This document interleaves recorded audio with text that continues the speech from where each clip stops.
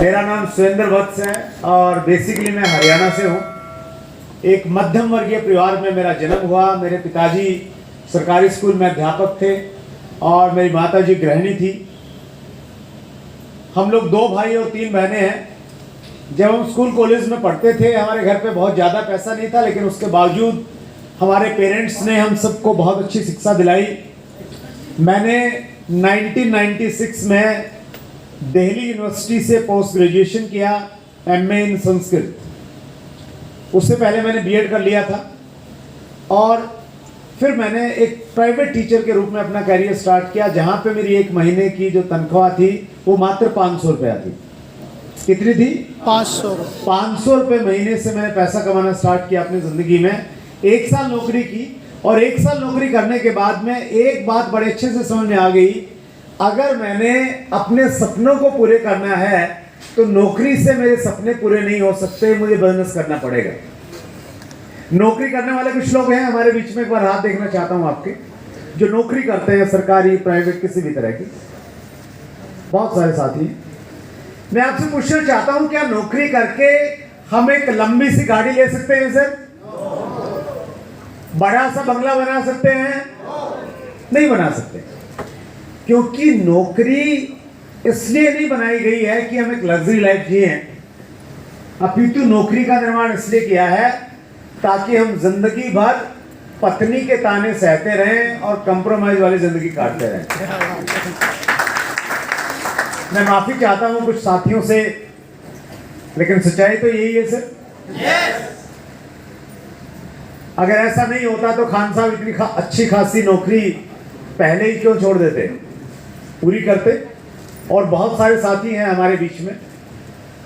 लेकिन हमारे देश की ये विडंबना है, ये दुर्भाग्य है कि युवा का पहला लक्ष्य है पढ़ाई, वो इसलिए करता है कि नौकरी मिल जाए। हमारे देश में बहुत बड़ी बड़ी विदेशी कंपनियां आ रही है, एमएनसीज आ रही हैं, नौकरी करने आ रही हैं। हेलो, किस लिए आ रही है? बिजनेस करने आ रही है, क्योंकि उनको बिजनेस की संभावनाएं दिखती हैं। हम डेवलपिंग कंट्री में हैं, हम विकासशील देशों में हैं। 140 करोड़ की हमारी जनसंख्या है।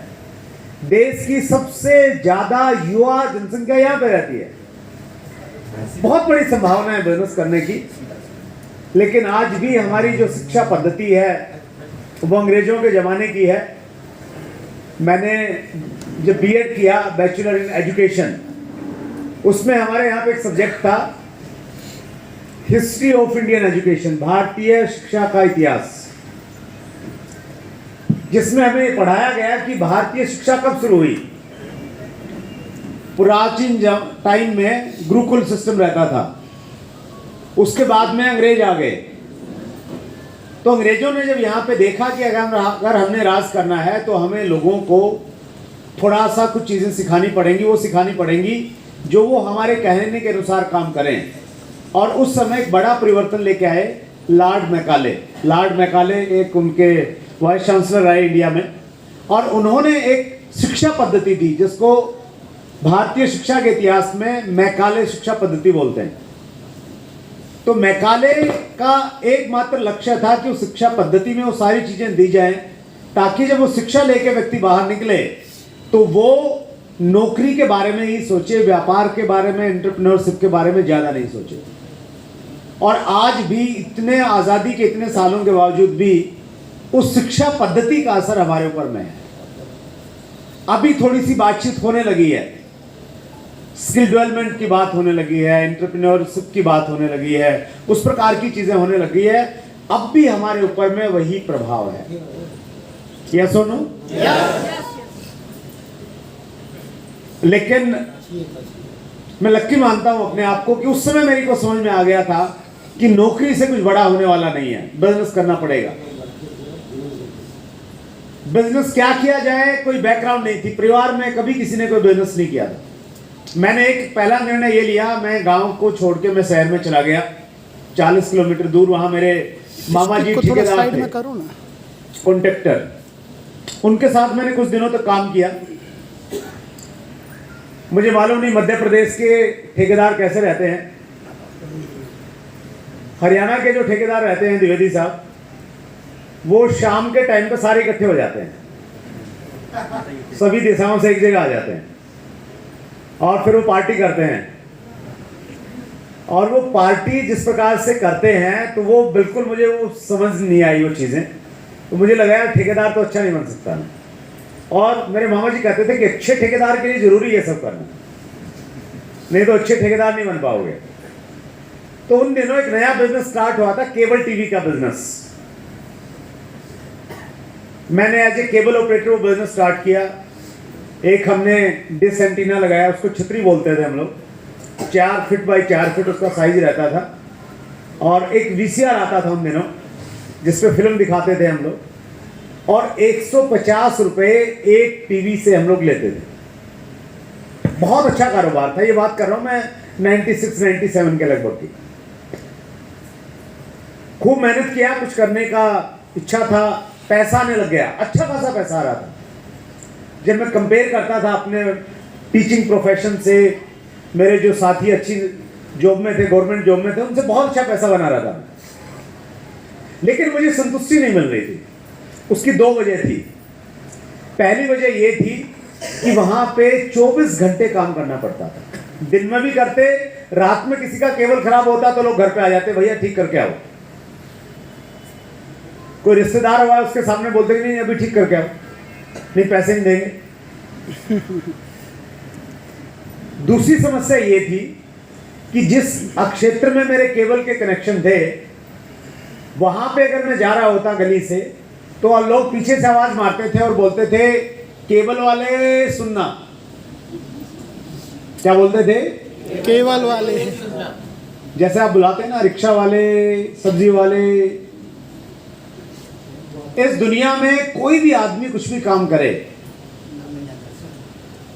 और उसका कैसा भी नाम हो, चाहे उसका नाम भुंडू राम हो, मतलब जो आप नाम अच्छा नहीं लगता हो ना, कुछ भी नाम हो, लेकिन हर आदमी ये चाहता है कि जब भी बुलाया जाए ना उसके नाम से उसको बुलाया जाए। मुंशी प्रेमचंद जी ने इसी बात को कुछ इस तरह से लिखा है कि मानव की अभिलाषा है कि उसका नाम सफेद कागज पे काले अक्षरों में लिखा जाए और दुनिया उसको पढ़े।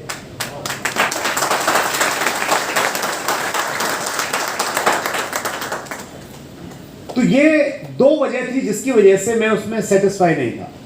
और मैं हमेशा सोचता रहता था कि यार मैं दूसरा काम करूंगा कुछ, लेकिन क्या करूं कुछ समझ में नहीं आ रहा था। बहुत सारे आइडियाज आ रहे थे। आपने वो कहानी सुनी होगी प्यासे कब्बे वाली, once there was a crow he was very thirsty. ध्यान है कुछ लोगों को? उस कहानी का एक मोरल था। और हर कहानी जो हमें पढ़ाई जाती थी वो इसलिए पढ़ाई जाती थी कि ताकि हम उससे शिक्षा लें और अपनी जिंदगी में उसको अप्लाई करें। लेकिन हमने वो सारी कहानियां इसलिए पढ़ी हैं कि अगर अच्छे से पढ़ ली, रट ली तो 10 में से 10 आ जाएंगे। हेलो? जो कहीं ना कहीं मैकाले की शिक्षा पद्धति का असर दिखता है। उस कहानी का मोरल था, where there is will there is way. जहां चाह वहां। हजारों साल पहले भी ये सही थी, आज भी सही, और हजारों साल बाद भी ये सही रहेगी। अगर आपको किसी भी चीज की सच्ची चाहत जिस दिन पैदा हो जाएगी, ऊपर वाला आपको रास्ता दिखाएगा और आप वहां तक पहुंच जाएंगे। और ये सब जब मेरे दिमाग में चल रहा था, उसी समय मेरे एक दोस्त ने मुझे कॉल किया, बोले मेरे घर पे आओ, कुछ बात करनी है। जब मैं उनके घर पे गया तो मैंने देखा 2-3 लोग और वहाँ बैठे हुए हैं, और वहाँ पे कोई बाहर से सज्जन आए हुए थे। वहाँ पे मैंने पहली बार अपनी ज़िंदगी में 3 शब्द एक साथ में सुने, RCM,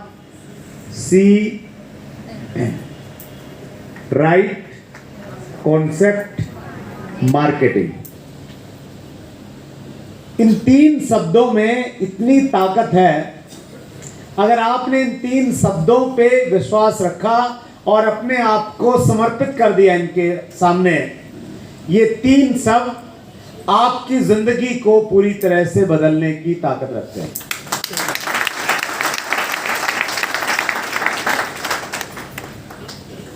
एक कहावत है, बुरा वक्त कब किस व्यक्ति की जिंदगी में किस रूप में आएगा हमें इसका मालूम नहीं चलता।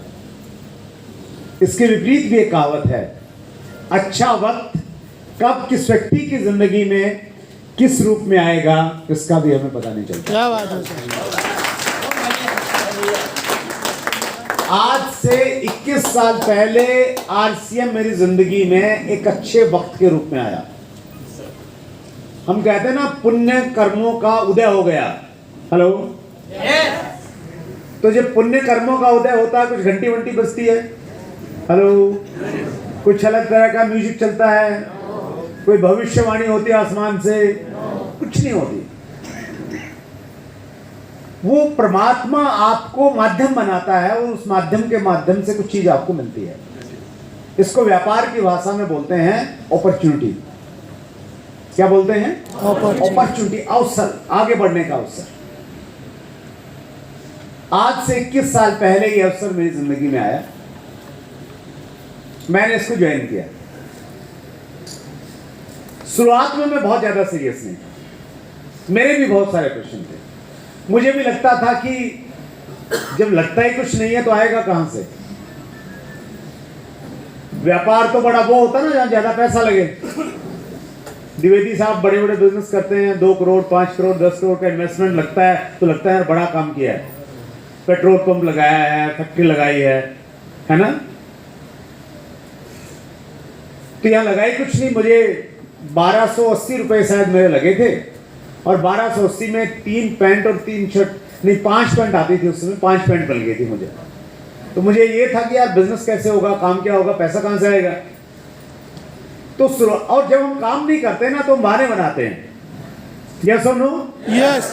तो मैंने बहुत सारे बहाने बनाए अपलाइन से। जब भी वो थोड़ा पुश करते बोलते, मैं बोला नहीं अभी तो थोड़ा प्रॉब्लम है, घर में इशू है, अब थोड़ा ये हो गया, अब थोड़ा ये हो गया, अब फिर बाद में करेंगे, इंडिया पाकिस्तान के मैच चल रहे हैं, केबल का काम है, ऐसा वैसा। लेकिन जो स्मार्ट अपलाइन होते हैं ना, स्मार्ट अपलाइन, वो मालूम क्या करते हैं?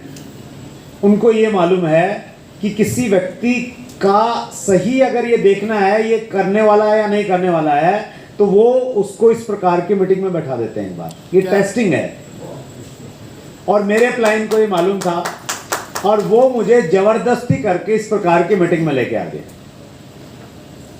इसलिए मैं कह रहा था आपसे कि ज्यादातर लोग पधरवाए जाते हैं, पधारते नहीं हैं। और जो पधरवाए जाते हैं ना तो उनकी ही निशानी रहती है, क्योंकि मैं वैसे पधरवा गया था, वो ताली नहीं बजाएंगे। अपनी एक एटीट्यूड से में रहते हैं, हर चीज को बड़ी डाउट की नजर से देखेंगे कि कहीं ये सेटिंग मैनिपुलेशन तो नहीं चल रहा है, कुछ इन लोगों को कहीं से बहका के सिखा के तो नहीं लेके आए होंगे यहाँ पे। तो अपने तरीके से सोच रहा था मैं भी क्या चल रहा है ये सब ये। लेकिन धीरे धीरे जैसे जैसे कार्यक्रम आगे बढ़ा, कुछ लोग मंच पे आए, उन्होंने अपनी इनकम के बारे में बताया। फिर जो मुख्य स्पीकर थे उन्होंने जब लॉजिकल तरीके से कुछ चीज़ों को, विजन को लेके बताया, भविष्य को लेके बातचीत की, पहली बार मुझे लगा ऐसे कार्यक्रम में बैठ के कि मुझे बिजनेस करना है।